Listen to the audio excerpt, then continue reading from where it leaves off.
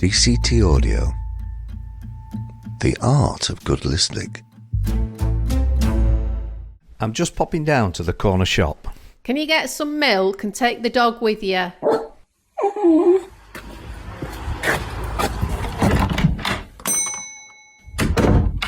The Corner Shop, where ordinary folk tell stories of anecdotes, folklore and legend. So I'm with Kent Brooks, one of the guides for the Darfield Museum. We're in Darfield churchyard, looking at some of the wonderful stones that are in here. Ken, we're stood in front of one particular stone which has got quite a story to it. This is the mortal remains of Robert Milthorpe. He died in 1826, aged 19. He lost his life by accident. The headstone fell on him and it killed him, and he's buried here in this plot. Alas, however frail this brittle clay, though formed with matchless art, death waits in ambush for his prey, and none escapes his dart. That's what Ian Macmillan would write that. Ian Macmillan tells it better than me. So I know it's a bit of a funny story, but it is tragic at the same time, isn't it? He were an apprentice stonemason, and it can't have just fallen on him. It can't have come off a wagon, of course, because this is 1826. Yeah. So there were no lorries about at the time. It's listed, I believe, as well, isn't it? It's a great two-listed headstone, yes. So it can't be built on. No. Up ahead in the distance, we can see quite a large obelisk in the churchyard. What's that about, Ken? It's the Lundil mining disaster of 1852.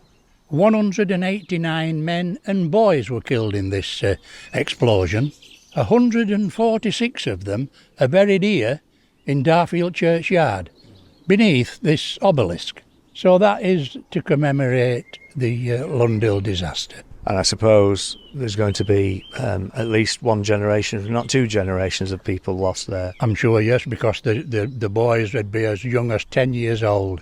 I think that this was the time when the laws were changed to stop young people, going underground.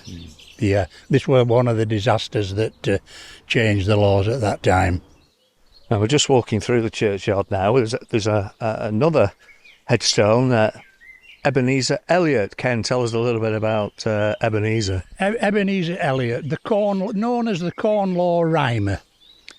He was born in Rotherham and went to Penistone Grammar School.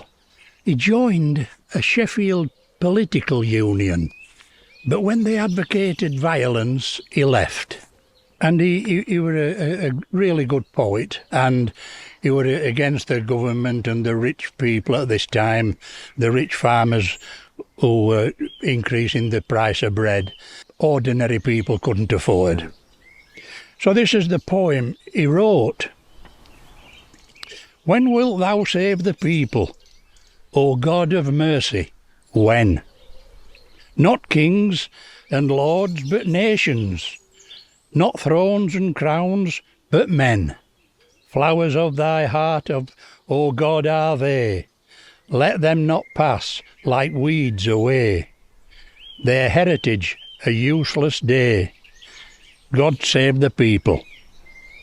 He died aged 68 in 1849, and the Corn laws had been repealed in 1846. So he saw the Corn Laws repealed. For those that don't know, what was the significance of that? It was just the price of corn, and that increased the price of bread, so ordinary people couldn't afford to buy bread. I suppose indirectly, he potentially saved a lot of people's lives. He certainly did, yeah. And he's buried here in Darfield, and during the Second World War, all the wrought iron were taken from the walls and the gates for munitions in the army, in the forces. They never removed the wrought iron from around Ebenezer Elliot's grave. Wow. And it's still there today. Just, I suppose, as a mark of respect. I'm sure it must be a mark of respect. He was a frugal chap, throughout his life. And even when he died, he was still frugal. He were born in Rotherham. He lived in Great Houghton, a village just a couple of miles from Darfield here. But he's buried in Darfield churchyard. In Rotherham and Great Houghton, you had to pay to be buried. And at this time, 1849, in Darfield, it were free. So even in death, he was still tight. Still tight, even in death. His wife is also buried here with him. You'd think he'd want to come here for a bit of peace and quiet, though, wouldn't you? Well, it's a lovely place to be, isn't it, you know? My name's Ian Macmillan. I describe myself as a writer, broadcaster, performer and man about town. My mum and dad met as pen pals. He was in the Navy, she was in the WAFs in the Second World War. So writing was important to them. My dad would sing all the time. He just never stopped singing. He didn't sing much, he didn't sing a wide variety of songs.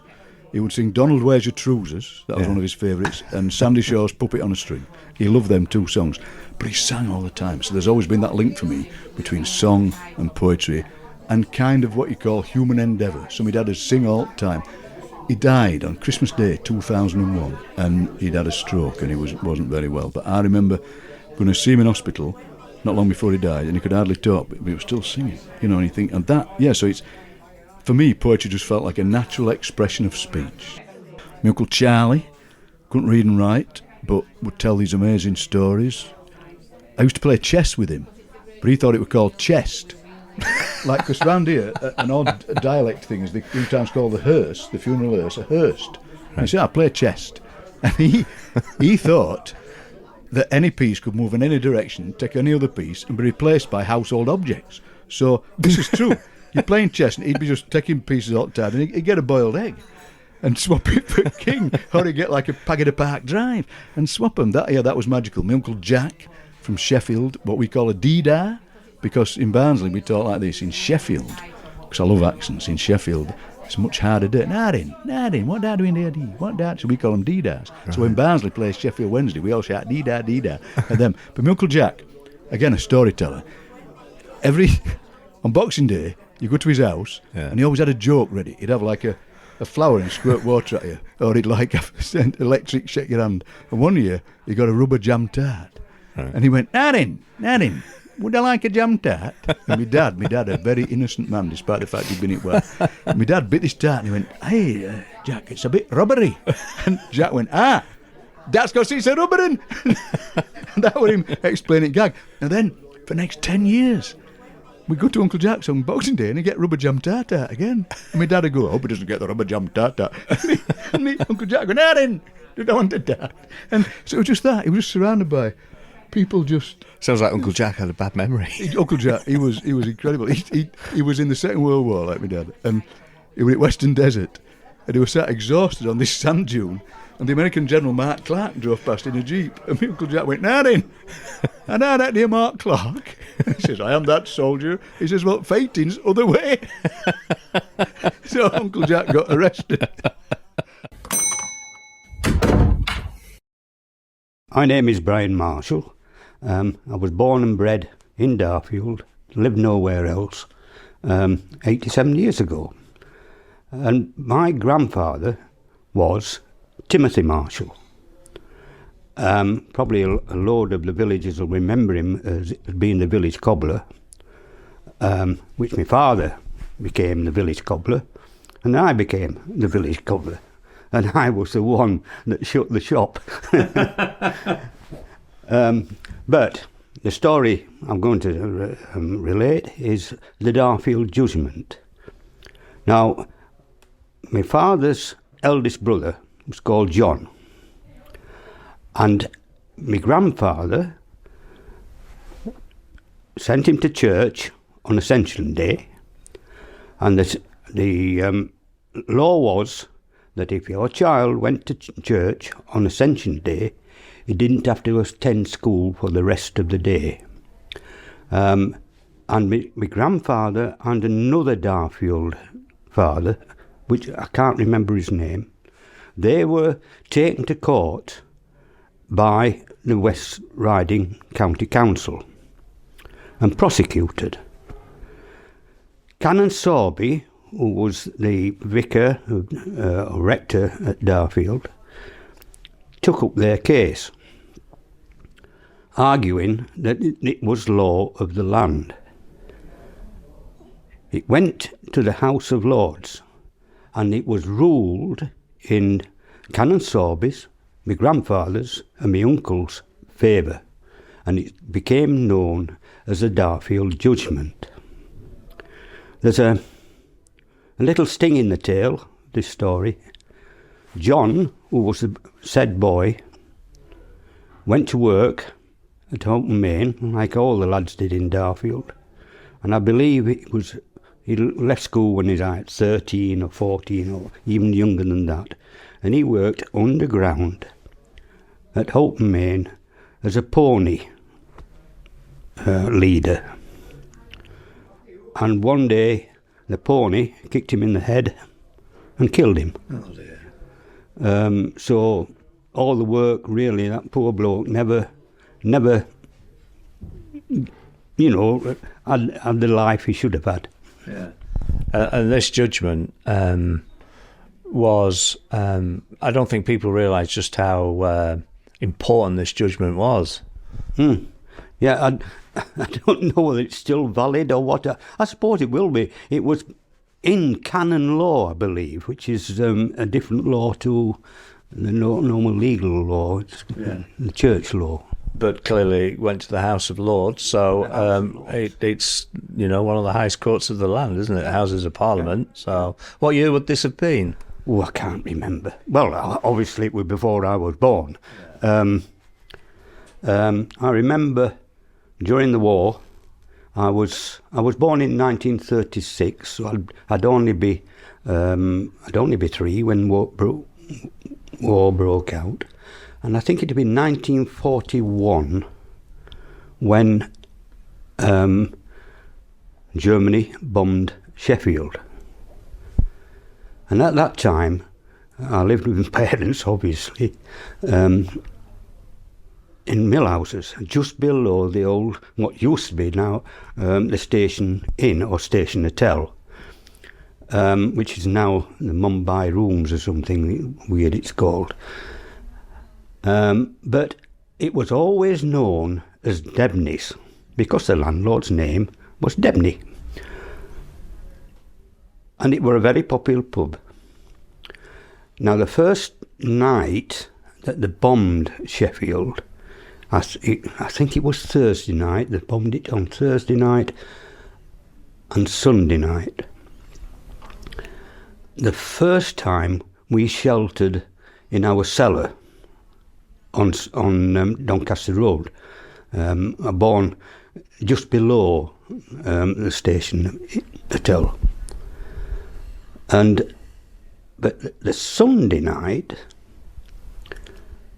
we sheltered in the cellars of Debney's pub, amongst the barrels. And I can remember walking from 100 yards from the house where we lived up to Debney's on a winter's December night, and I remember seeing shapes of planes, the silhouette of planes going over against the stars. I remember that, and also the sound of the German bombers, the monotonous noise that they used to make. And we sat amongst the barrels, and I can remember hearing the detonations of the bombs going off. I suppose there would be some odd ones, stray ones that dropped not far away, I suppose, but majority of them were Sheffield. And that's...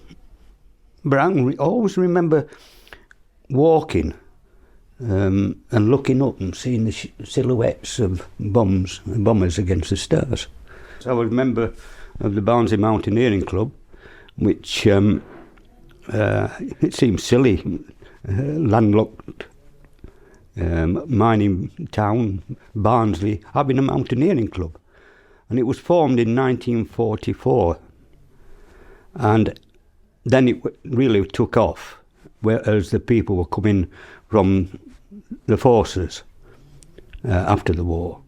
I joined when I was 19, just after I'd be 20, after I came out of the Air Force doing my national service. And it was a mixture of walkers and some good skiers and rock climbers. And my interest was rock climbing. And there was a hardcore of about 10 of us. And believe it or not, I'm the only one left. We never had a fatality on the mountains. We all got home okay. But one by one, we've all met us end.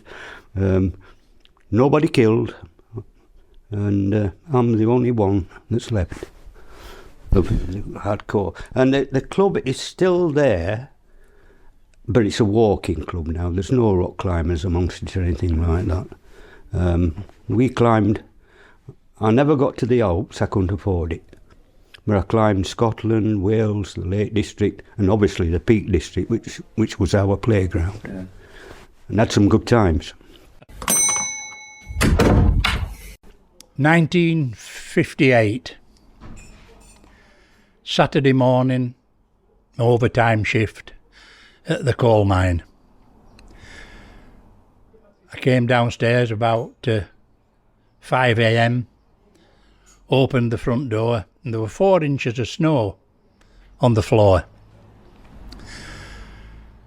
I shouted up to my dad. He were ill in bed. I shouted up, "Dad, there's 4 inches of snow on the floor," hoping he'd say, "Don't go." And he did. He said, "Don't go, lad." So I thought, well, I'll give him opportunity to confirm that. So I shouted up, "Oh, I'll be all right, Dad." And he shouted back, "OK, son." So I had to go to the pit. But ultimately, your time in the pit came to an end, and there was a specific reason for that, wasn't there? Yeah, it was 1968, Friday night, September, and I was walking home from the mine after I'd completed my shift.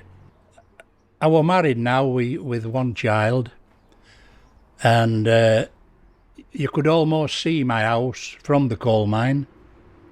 I'm walking home across the recreation ground, locally known as the Wreck,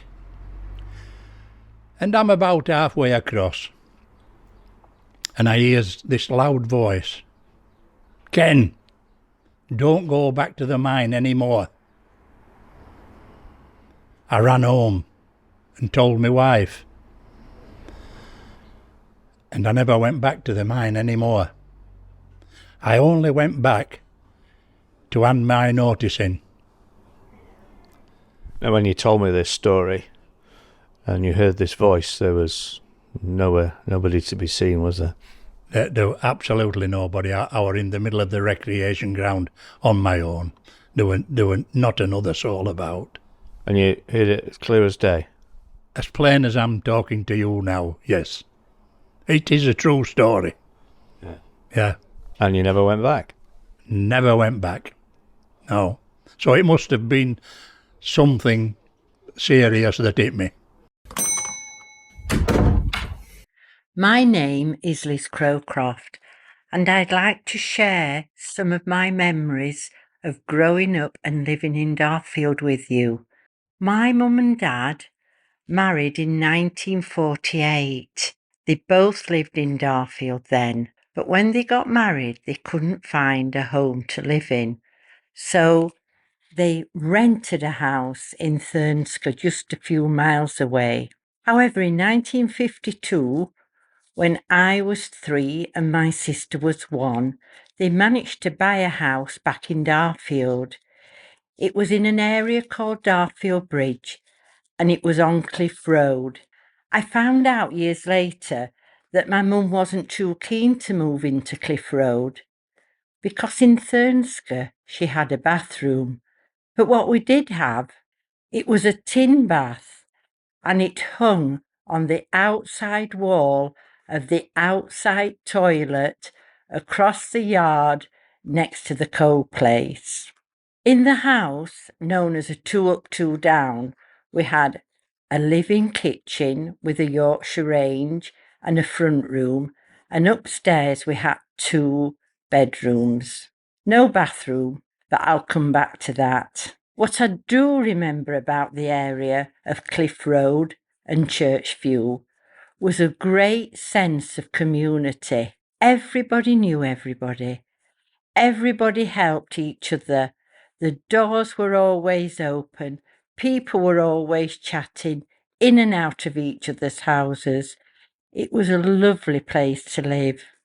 Daily life was simple then, but to us children, it always seemed like playtime. We played games in the street. We were never in, always outside, playing hopscotch or skipping games or I draw a snake on this man's back or kick a can, chasing games, making plays up, inviting the parents to come and watch us, singing shows and dancing shows.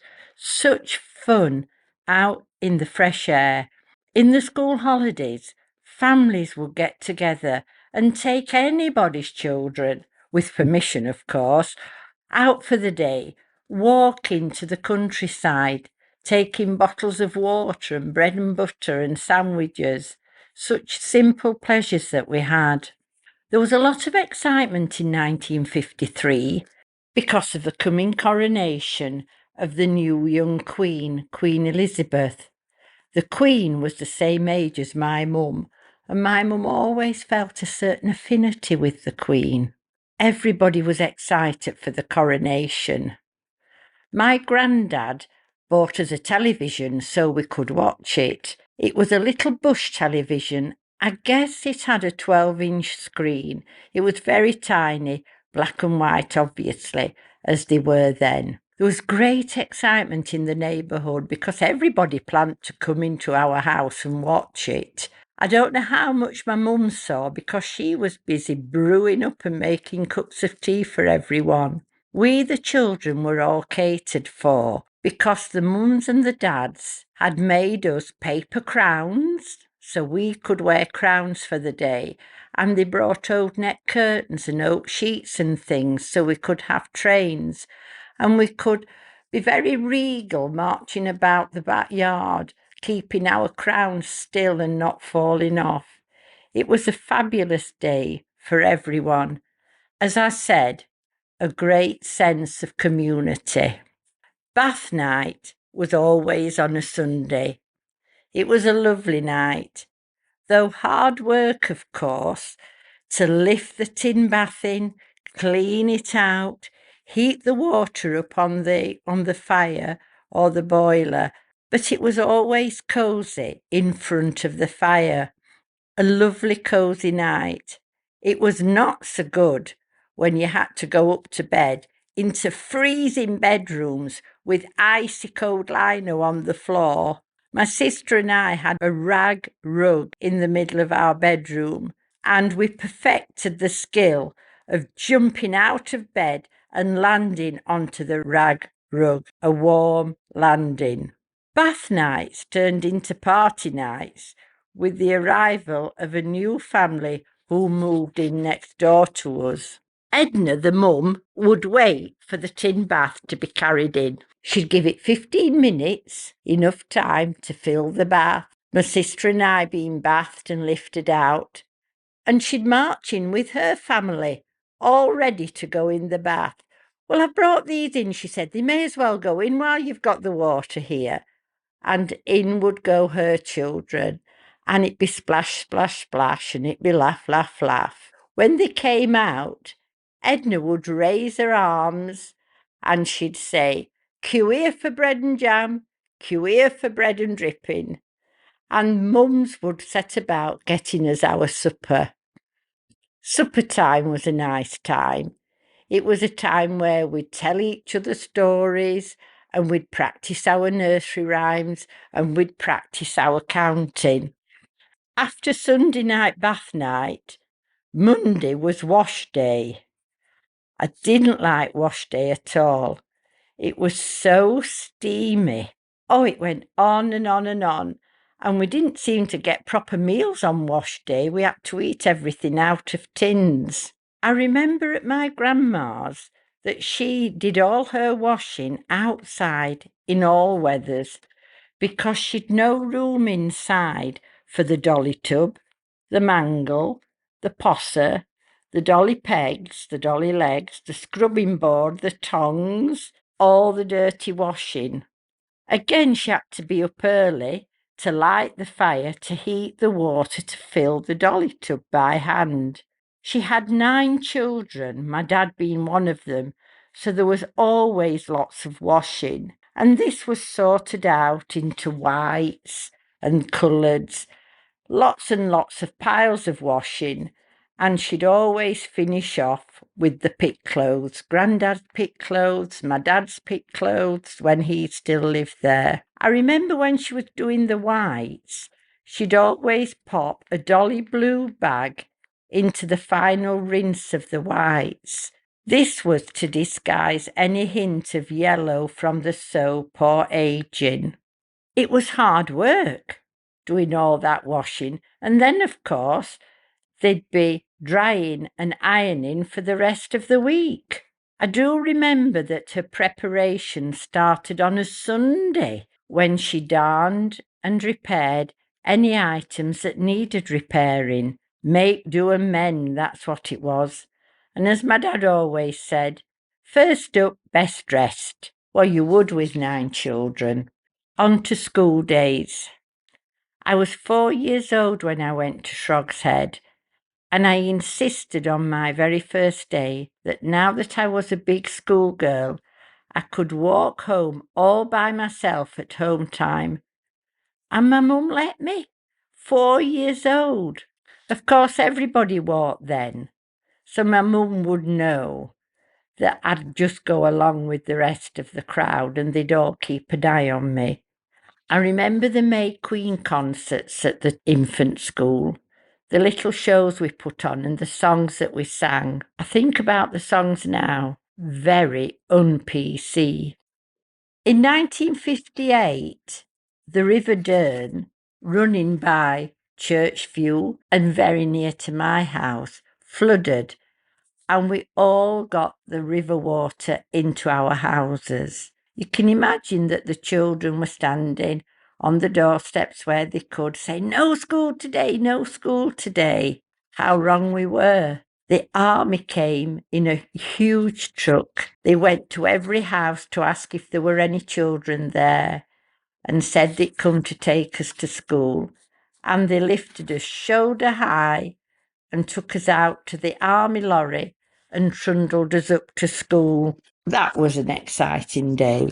Another memory from living on Cliff Road was watching something that I didn't really understand. Opposite our house was a cornfield, now a housing estate. And I remember that before the harvest, when the field was knee-high with corn, the women of the area, wearing white sheets around themselves, starting at the top of the field and running down, shouting and chanting something. It was such a sight. I remember asking what it was about, but I never got a straight answer. I think it was something to do with the autumn equinox. I wonder if anyone else remembers that. My name's Dave Thomas, and I'm the producer of The Corner Shop. It's been wonderful to hear people's stories, and it's been a real labour of love for me. Perhaps the last words should go to Ken Brooks, who has written a sonnet especially for this podcast. The Corner Shop. The off-licence. It was the corner shop. Here you could buy beer, wines, spirits, and pop. Where miners visited after a shift, and this always gave the miners a lift. And now the corner shop, it is no more, swallowed up by a supermarket store. Stories have been told of schools and churchyards, lots of poems written by local bards. A museum now fills the corner shop where we used to buy beer, wines, spirits, pop. We now buy tea, coffee and homemade cake to the museum that Morris did make. The small corner shop, a thing of the past, something that we could never have forecast. DCT Audio. The art of good listening.